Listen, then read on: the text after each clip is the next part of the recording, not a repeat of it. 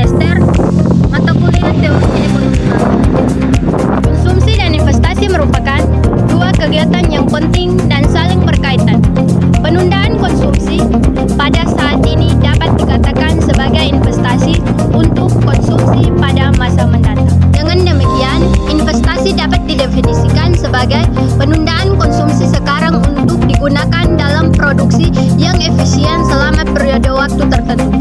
Investasi terhadap aktivitas keuangan berupa investasi langsung di mana dilakukan dengan membeli langsung aktivitas keuangan dari suatu perjualbelikan di pasar uang, pasar modal atau di pasar turunan. A. Pengertian konsumsi. Konsumsi adalah pusat teori Keynes fluktuasi ekonomi yang disajikan dalam Degeneration Theory.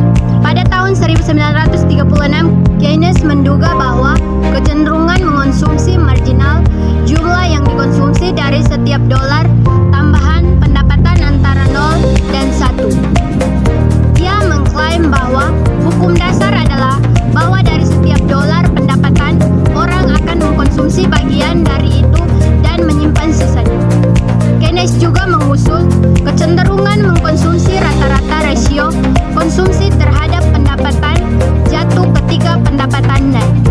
Keynes juga mengadakan pendapatan yang merupakan penentuan utama konsumsi dan tingkat bunga tidak memiliki peran penting. Fungsi konsumsi, rata-rata kecenderungan mengkonsumsi fungsi.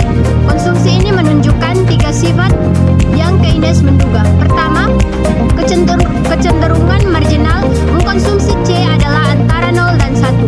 Kedua, rata-rata kecenderungan untuk mengkonsumsi menurun ketika pendapatan naik. Ketiga, konsumsi ditentukan oleh pendapatan Y saat ini sebagai Y naik, C atau Y jatuh, dan kecenderungan mengkonsumsi rata-rata C atau Y jatuh.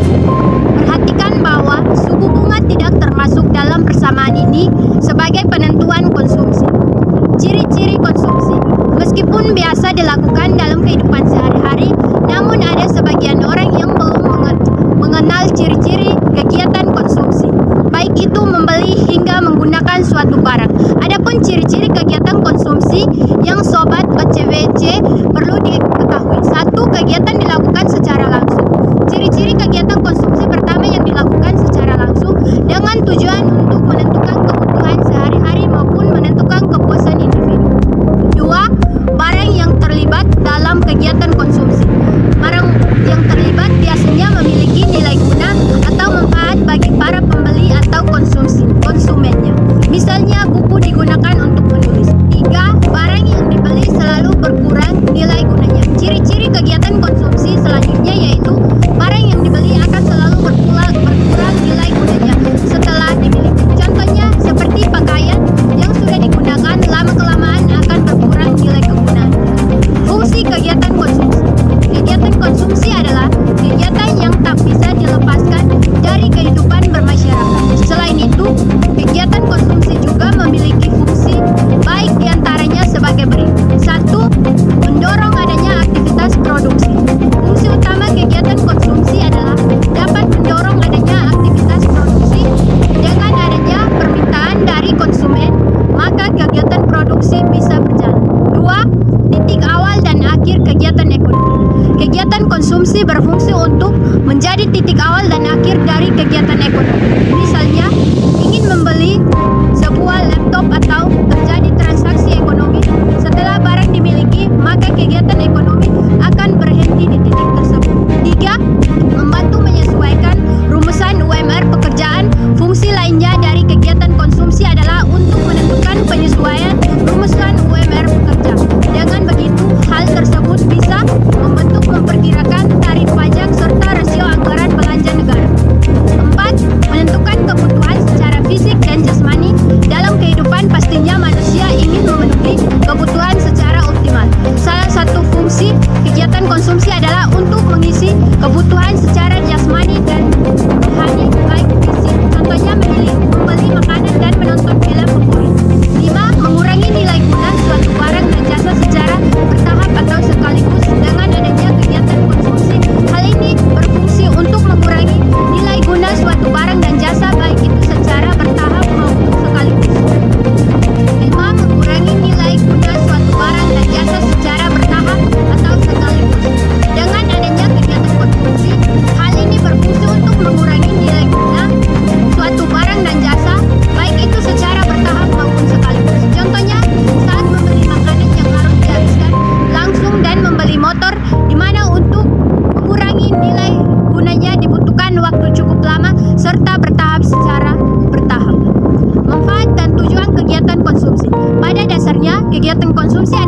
aktivitas yang bisa memunculkan dampak positif bagi para konsumen maupun produsen. Berikut beberapa manfaat dari kegiatan konsumsi adalah bisa memenuhi kebutuhan konsumen sehingga dapat mempertahankan hidup. Kegiatan konsumsi dapat memberikan kepuasan bagi konsumen. 2. Memunculkan rasa bahagia bagi konsumen. Perilaku konsumen bisa membuat perekonomian menjadi lebih maju. Selain memiliki manfaat, ada juga tujuan kegiatan konsumsi. Pada dasarnya, tujuan kegiatan konsumsi adalah untuk memenuhi kebutuhan sehari-hari, tapi tak hanya itu, tujuan lainnya adalah memenuhi kebutuhan jasmani dan rohani secara optimal, menghabiskan nilai guna suatu barang yang tidak bisa bertahan lama, memanfaatkan nilai guna suatu barang secara bertahap, mendapatkan penghargaan diri dan juga apresiasi.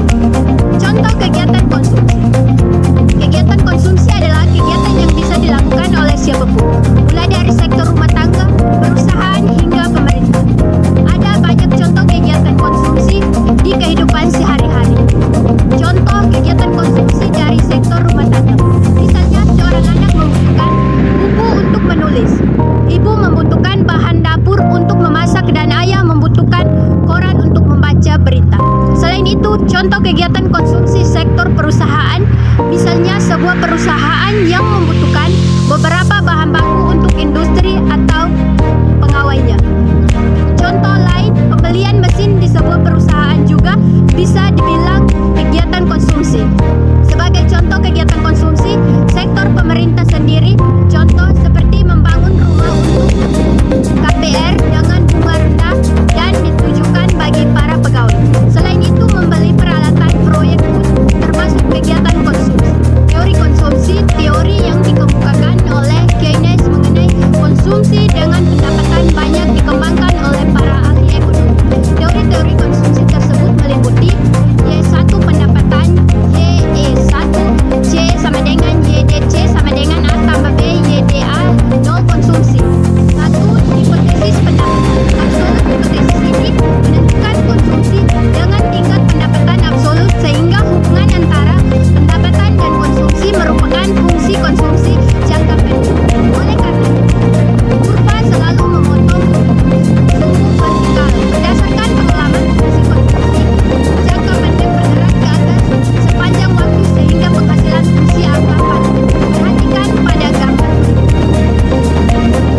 Setelah kita memperhatikan kurva tersebut, fungsi konsumsi jangka pendek C sama dengan A tambah B YD, dan fungsi jangka panjang C sama dengan BY, di mana fungsi jangka panjang selalu melalui titik akses titik nol. Kurva jangka pendek yang linear APC semakin kecil apabila mendapat naik dan MPC-nya konstan. Peran fungsi konsumsi dari jangka pendek dan jangka panjang banyak dipengaruhi oleh beberapa faktor, antara lain: 1. Adanya migrasi penduduk dari desa ke kota, dan penduduk mengetahui bahwa penduduk kota konsumsinya lebih tinggi daripada konsumsi desa.